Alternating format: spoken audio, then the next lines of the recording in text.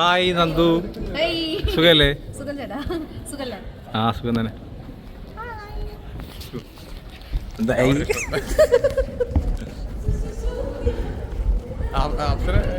ഉണ്ട് അപ്സരയൊക്കെ എടുത്തു. ആ അവിടെ നിങ്ങൾ വെയിറ്റ് ചെയ്തേക്കോ, കട്ട വെയിറ്റ് ചെയ്തേക്കോ.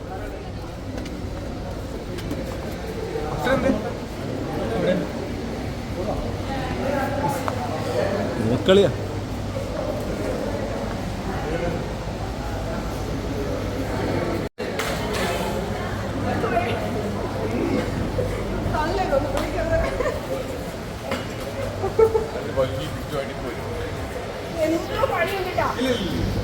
ശരിക്കും 7 മണിക്ക് പറഞ്ഞാണ്, മനസ്സിലായില്ലേ? ഭയങ്കര പഞ്ച്വലായിട്ടുള്ള ആൾക്കാരായതുകൊണ്ട്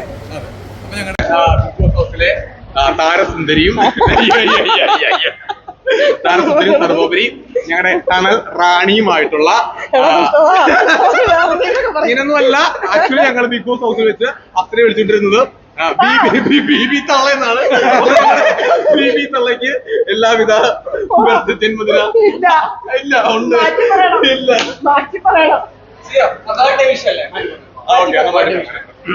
അപ്പൊ ബിഗ് ബോസ് ഞങ്ങൾ നെക്സ്റ്റ് പൊളിയല്ലായിരുന്നോ?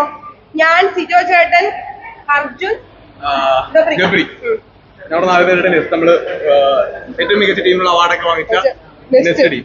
അപ്പൊ നമ്മുടെ ബിഗ് ബോസ്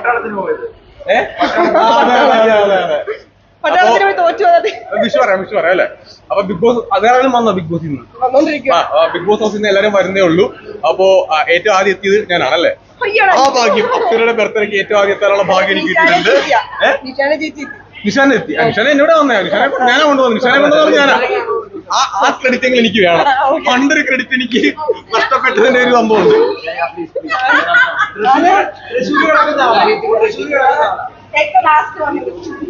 എന്താ പറയാനുള്ളത്? എന്താ പറയാനുള്ളത്? എന്താ പറയാൻ? ഒന്നുമില്ലേ പറയാൻ? സന്തോഷം. നമുക്ക് ഗ്രാൻഡ് ഫിനാലേക്ക് ഡ്രസ് ചെയ്താരോ? ഞാൻ പറഞ്ഞു, ഞാൻ ചേട്ടനെ പരിചയപ്പെടുത്തിയത് ഞാൻ അനീഷേട്ടൻ ദക്ഷിണ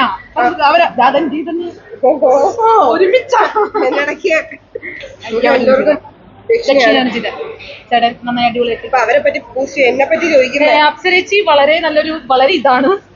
ഇത് അത് വളരെ അപ്സരേച്ചി അടിപൊളിയാണ്. ഞാൻ ആദ്യം വിചാരിച്ചു വന്നപ്പോ ഒരാഴ്ച ഞാൻ പറഞ്ഞിട്ടുണ്ടായിരുന്നു ബിഗ് ബോസ് വന്നപ്പോ ഭയങ്കര ചാടിയാണ്, അഹങ്കാരം പിടിച്ചൊരു ചേച്ചിയാണെന്ന് വിചാരിച്ചു. പക്ഷെ സംസാരിച്ചു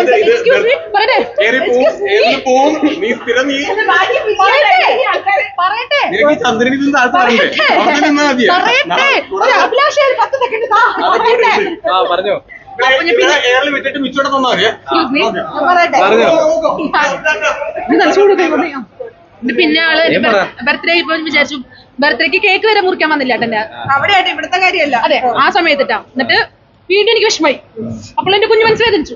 പിന്നെ ഞങ്ങൾ അങ്ങനെ കമ്പനി ഞങ്ങളൊരു ടണലുണ്ട്. ഇപ്പൊ അറിയാലോ, അവരുടെ ഉള്ളിൽ പവർ റൂം തന്നെ നെക്സ്റ്റ് ടണല് ടണലിന്റെ ഉള്ളിൽ കയറി അതിന്റെ ഉള്ളിൽ അടിപൊളിയായി. ഇപ്പൊ ഞങ്ങൾ കുറച്ച് സംസാരം കുറയ്ക്കേണ്ടതാണ്.